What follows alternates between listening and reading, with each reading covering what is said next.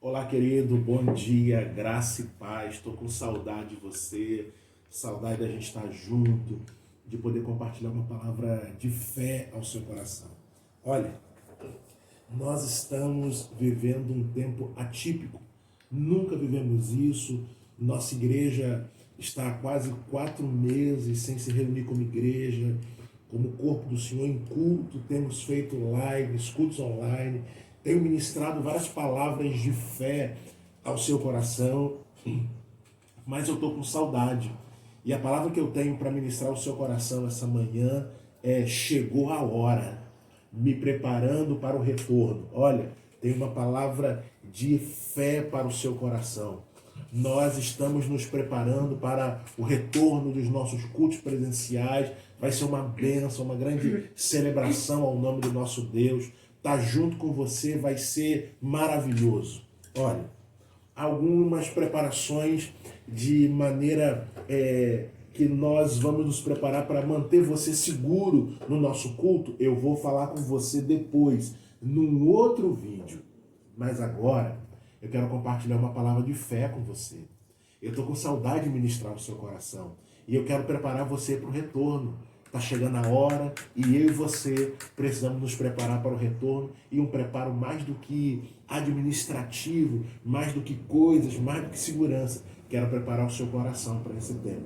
Você pode abrir sua Bíblia aí, aonde você estiver, no trabalho, em casa, na rua, no ônibus, aonde você estiver. Sintoniza a sua Bíblia aí, seja pelo celular, smartphone, sei lá como é que você tem, Bíblia de folha, do jeito que for. Vamos ler a palavra de Deus junto comigo nessa manhã? Olha assim, Hebreus capítulo 9. O verso é do 1º até o verso número 12. A escritura diz assim, Hebreus 9, do 1 ao 12. Acompanha comigo. Ora, também o primeiro tinha ordenanças de culto divino e um santuário terrestre, porque um tabernáculo estava preparado, o primeiro em que havia o candeeiro e a mesa e os pães da proposição, ao que se chama o santuário. Mas depois do segundo véu estava o tabernáculo, que se chama o Santo dos Santos, que tinha o incensário de ouro e a arca do concerto, coberta de ouro toda em redor, em que estava o vaso de ouro que continha o maná, e a vara de Arão que tinha florescido, e as tábuas do concerto. E sobre a arca, os querubins da glória que faziam sombra no propiciatório, das quais não falaremos agora particularmente. Ora, estando essas coisas assim preparadas, a todo tempo entravam os sacerdotes no primeiro tabernáculo, cumprindo os serviços. Mas no segundo, só o sumo sacerdote, uma vez no ano, não sem sangue, que oferecia por si mesmo e pelas culpas do povo, dando nisso a entender o Espírito Santo que ainda o caminho do santuário não estava descoberto, enquanto se conservava em pé o primeiro tabernáculo, que é a alegoria para o tempo presente, que se oferece dons e sacrifícios que, quanto à consciência, não podem aperfeiçoar aquele que faz o serviço, consistindo somente em manjares e bebidas e várias abluções e justificações da carne, imposta até ao tempo da correção.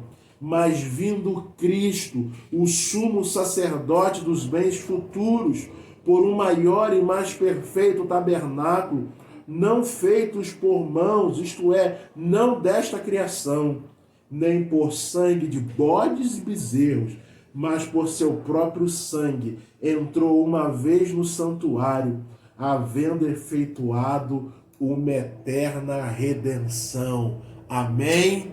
Glória a Deus. Você pode orar comigo? Fecha seus olhos aí aonde você está. Paizinho querido, bom é estar, Deus, na tua presença, bom é falar com o Senhor, bom é ler a tua palavra, bom é te experimentar, Deus. Pai querido, prepara o nosso coração para este novo tempo que nós estamos por viver. Prepara, Deus, o nosso coração para esse tempo que a gente está vivendo, tempo de lutas, tempo de adversidade, mas em tudo, Deus, o Senhor não desamparou os seus, não desamparou o teu povo, Pai. Deus, agora nos dá iluminação da tua palavra, nos ajuda, Senhor, a compreender tudo aquilo que o Senhor tem para a gente nessa porção bíblica. Por favor, nos fala ao coração. É a nossa oração que fazemos no bendito e no poderoso nome de Jesus. Amém, amém e amém.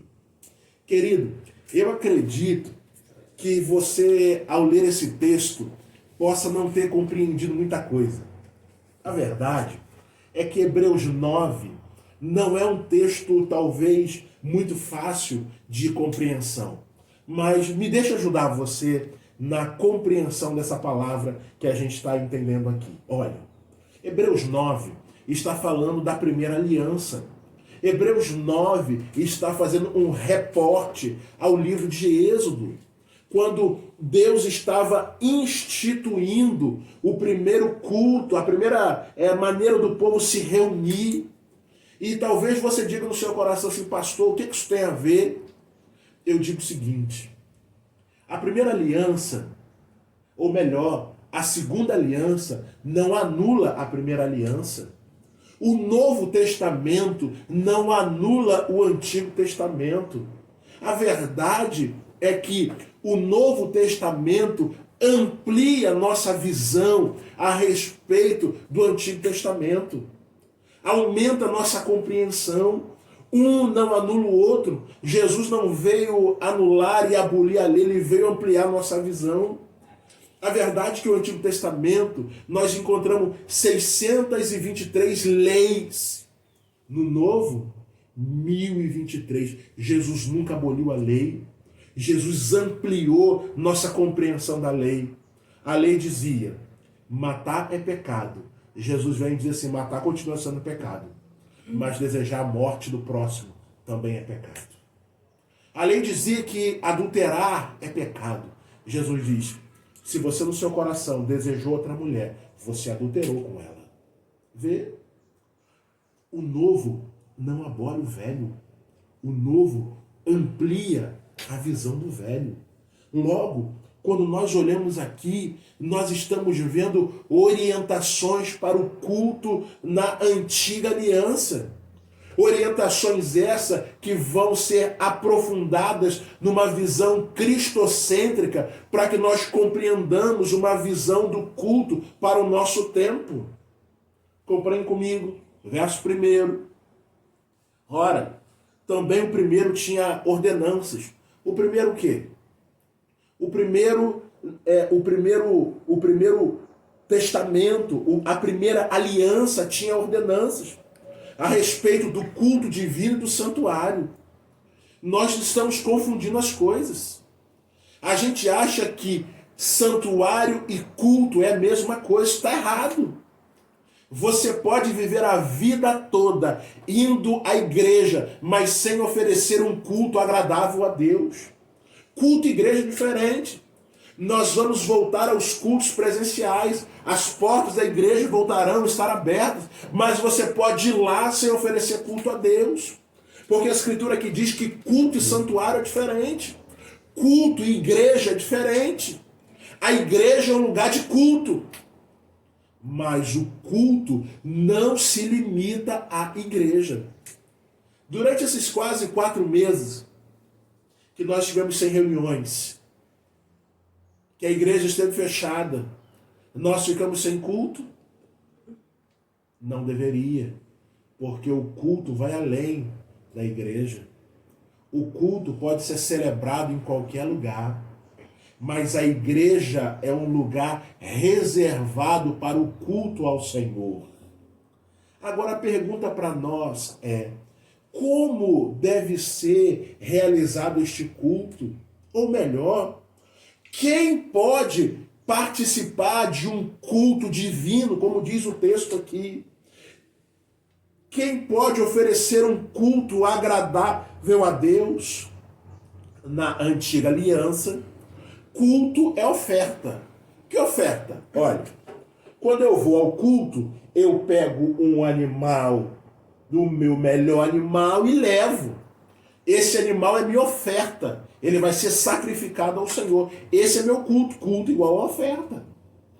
Na nova aliança, instituída por Jesus, agora eu não trago mais o animal para o sacrifício. Porque Jesus se fez sacrifício em meu e em seu lugar. Isso não significa que você pode chegar diante de Deus de qualquer maneira. Você está equivocado. As pessoas acham que podem viver uma vida mundana e profana e domingo irem à igreja e oferecerem um culto agradável a Deus. Elas estão equivocadas. Elas vão à igreja, mas não oferecem culto ao Senhor. A evidência do culto é a presença. A evidência de um culto agradável a Deus é a presença de Deus que é manifesta na nossa vida. Sabe o que eu tenho visto? As pessoas dizem assim: pastor, eu fui na igreja, mas eu não senti nada, eu não experimentei nada, minha vida não mudou em nada. E eu fico imaginando assim, bom, é simples. Ela veio à igreja, mas não ofereceu um culto a Deus. Porque a evidência do culto é a evidência da presença. O problema é que você pode viver uma vida toda indo à igreja sem sentir a presença. Porque você acha que o sacrifício de Jesus é o sacrifício final e que você não precisa fazer mais nada. E nisso você está enganado. Nós precisamos nos apresentarmos diante de Deus como Deus espera que nós o façamos. Olha o que diz um texto aqui. Romanos 12, verso de número 1, diz assim: rogo-vos, pois, irmãos, pela compaixão de Deus, que apresenteis. Quero parar um pouquinho aqui. Romanos 12, 1. Que apresenteis a maneira como eu vou me apresentar para ao Senhor, não pode ser de qualquer maneira. Paulo, quando escreve aos Romanos, diz assim: apresenteis o vosso corpo em sacrifício vivo, agradável, santo e agradável a Deus, que é o culto racional. Existe uma maneira.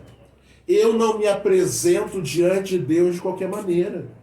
Eu não posso chegar diante de Deus de qualquer maneira. O que Deus espera é um sacrifício vivo, que o sacrifício ele já fez na cruz. E o que eu tenho que fazer? Sacrificar a minha vida. Paulo diz o quê? Gálatas 2:20.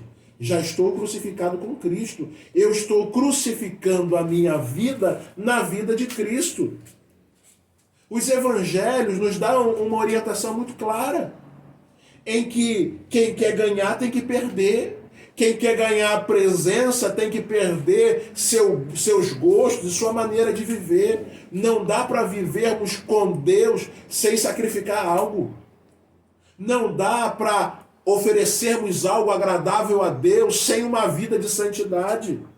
Não dá para a gente viver como a gente quer e agradar a Deus. Quando você vive do seu jeito, você vai à igreja, mas você não vai para o culto. Você não experimenta um culto verdadeiro. Você jamais vai experimentar a presença sem um devido preparo. Quando eu retorno para Hebreus capítulo 9, o texto nos diz que no lugar santo podia-se entrar, mas no lugar da presença não era assim não. Só o sumo sacerdote vai lá, ele vai se preparar, ele vai com vida no altar, porque se ele não for desse jeito, ele vai ser fulminado lá, e lá ele vai ser morto. A gente não chega na casa de Deus de qualquer maneira. E aí, fulano, Beltrano, tudo bom? E aí, pastor, tamo junto. Beleza. Como é que tá teu coração? Como é que tá a tua vida? Você veio fazer o quê? Adorar ao Senhor? A adoração é produto de vida. Se você não tem vida, você não vai oferecer um culto agradável a Deus. Você não vai experimentar a presença. Quando eu digo a você, me preparando para o retorno, eu quero desafiar você essa semana que se inicia. Prepara teu coração, prepara a tua vida, para você oferecer um culto agradável a Deus. O texto nos diz, verso 3 aqui de Hebreus 9, mas depois do segundo véu, estava o tabernáculo, que se chama o Santo dos Santos. Existe um lugar santíssimo, onde Deus habita e onde Deus quer se encontrar com você. Verso 4, que tinha o incensário de ouro e a arca do concerto. A arca é um símbolo da presença de Deus. Onde a arca estava, é o lugar onde a presença de Deus desce. Deixa eu dizer para você, você pode ir na presença, e na presença tem encontro, e na presença Deus mudar a história da sua vida. Olha, talvez você se pergunte assim, pastor, eu entendi até aqui. Eu preciso preparar a minha vida para o culto ao Senhor, para experimentar a presença de Deus. E eu quero dizer para você a segunda parte dessa palavra. O que a gente encontra na presença de Deus? Por que eu devo preparar a minha vida para o encontro com Deus? Por quê? Eu tenho algumas respostas para você. Hebreus 9 é um texto cheio de simbologia. E eu quero exemplificar 3 símbolos aqui para você. O texto aqui no verso 4 nos diz que dentro da arca, que era o lugar onde a presença de Deus se manifestava, tinha 3 coisas. Você consegue observar comigo? Olha, verso 4 nos diz que dentro da arca tinha um vaso de ouro contendo o maná. O texto diz que dentro da arca estava a vara de Arão que tinha florescido. O texto no verso 4 nos diz que tinham as tábuas do concerto dentro da arca. Essas 3 coisas que haviam dentro da arca vão trazer simbologia e ministração ao nosso coração. Veja comigo. Essas 3 coisas têm algo específico para ministrar ao nosso coração. Quando nós olhamos para elas, encontramos algo de especial para nós. A arca é símbolo da presença. E o que nós encontramos na presença de Deus? Eu digo a você 3 coisas. Primeiro, dentro da arca tem um vaso de ouro contendo o maná. Eu quero dizer para você a primeira coisa. A presença de Deus é um lugar de provisão. No deserto tinha maná. O maná é simbólico da provisão de Deus sobre a nossa vida. Eu quero dizer para você, nós estamos atravessando dias terríveis. A economia está em crise. Uma nuvem de gafanhotos vem tentando atingir as nossas colheitas. Talvez você pense comigo, e agora? O que será de nós? Eu quero dizer uma coisa para você. Quem prepara a vida para o encontro, experimenta a presença. E quem vive na presença de Deus, tem maná no deserto. Eu quero dizer para você, tem maná no deserto para você. Se você passar pelo vale, pelo deserto, tem maná de Deus esperando você. Mas isso não é para todo mundo, não. É para quem está na presença. Porque a arca é a presença. E dentro da arca tem maná, na presença de Deus. Tem maná e provisão para a sua vida. A segunda coisa que havia dentro da arca. O texto nos diz que dentro da arca, aqui no verso 4, continha a vara de Arão que tinha florescido.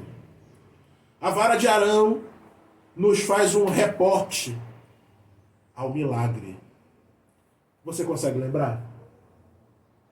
A vara de Arão, diante do faraó, foi lançada no chão, se tornou uma serpente é normal? Um pedaço de madeira se tornar serpente? Quando as águas se transformaram em vinho, a vara foi tocada no rio. Mas aqui há um reporte a Êxodo 25. Talvez você não se recorde desse texto. Moisés chama os líderes das casas paternas, os líderes das tribos de Israel. Bota a vara de vocês aqui. E a vara que florescer é onde Deus está, é onde Deus está operando e agindo. No dia seguinte, a vara de Arão floresceu. Irmãos, é normal um pedaço de madeira seca dar flores? É possível algo que já não possui vida produzir flores? A vara é a simbologia do milagre. Eu quero te dizer, irmão, quem está vivendo vida, vai à igreja, vai em casa, oferece culto agradável a Deus e experimenta a presença. Onde tem presença de Deus, tem provisão e tem milagre sendo liberado sobre a sua vida em nome de Jesus. A vara é a vara do milagre, o maná é o maná da provisão. Tem maná de provisão para você, tem vara do milagre sendo liberada sobre a sua vida em nome de Jesus. A terceira coisa que eu encontro aqui, verso 4, as tábuas do concerto. Querido, as tábuas do concerto são as tábuas da instrução. As tábuas do concerto são as tábuas da orientação para o seu povo. Nós sabemos que as primeiras tábuas foram quebradas por Moisés, quando esse desceu do monte e viu o povo em adoração ao bezerro. Deus fala com Moisés, volta lá, pega novas tábuas e eu escreverei os meus mandamentos e as minhas orientações para o meu povo. E nas novas tábuas, Deus orienta a vida do seu povo. Sabe, queridos, algo que eu tenho ouvido muitos crentes dizerem, pastor, e agora? O que eu faço? Eu quero dizer para você que quem santifica a vida, experimenta a presença. E quem experimenta a presença, experimenta direcionamento de Deus para a sua vida. Não pergunta para mim não, querido. Pergunta para Deus. Porque Deus tem uma resposta fiel para você. Deus tem uma palavra para você. Há direcionamento em Deus. Alguém disse certa vez, quem ora não erra. Eu digo que quem experimenta a presença de Deus e ouve a sua voz, não erra. Porque na presença de Deus tem provisão, tem milagre e tem direcionamento para a sua vida. Está precisando de provisão, vai na presença de Deus buscar. Quer milagre, vai em Deus buscar. Quer direcionamento, vai na presença de Deus buscar. Porque a presença de Deus está cheia de provisão, milagre e direcionamento para a sua vida. Eu quero caminhar para o fim, lendo com você, versículo de número 11, parte inicial. Mas vindo Cristo, o sumo sacerdote dos bens futuros. Queridos, nós celebramos aqui, nós cultuamos a Deus aqui, mas o verdadeiro culto, o maior culto, nós vamos celebrar na eternidade. O maior culto não será celebrado aqui, será celebrado na eternidade. Prepara a sua vida aqui, não só para experimentar a presença de Deus aqui, mas para experimentar aquilo que Deus tem para você, de eternidade a eternidade. Enquanto estiver aqui, prepara a sua vida, se santifica, experimenta a presença de Deus, experimenta tudo aquilo que está sendo liberado na presença de Deus para você. E viva uma vida aqui, com expectativa, porque Cristo, o sumo sacerdote dos bens futuros, há uma eternidade esperando por mim e por você. Há um tesouro que não será desfrutado aqui, mas na eternidade, por mim e por você, porque Cristo é o sacerdote dos bens futuros. Ele já preparou uma eternidade para mim e para você. Eu tenho dito quantas vezes na igreja, o estilo de vida que eu vivo aqui reflete aonde eu vou viver na eternidade. Quem vive com Deus aqui, quem vive em santidade com Deus aqui, viverá com Deus na eternidade. Quem vive com santidade diante de Deus aqui, experimenta o que Deus tem para a sua vida aqui e vai experimentar na eternidade. Eu espero você. 5 de julho, nós vamos celebrar o Senhor. Prepara seu coração, prepara a sua vida para experimentar a presença. E quando as coisas aqui findarem, eu e você celebraremos a Ele de eternidade a eternidade, em nome de Jesus. Amém? Minha oração. Deus te abençoe, em nome de Jesus. Amém.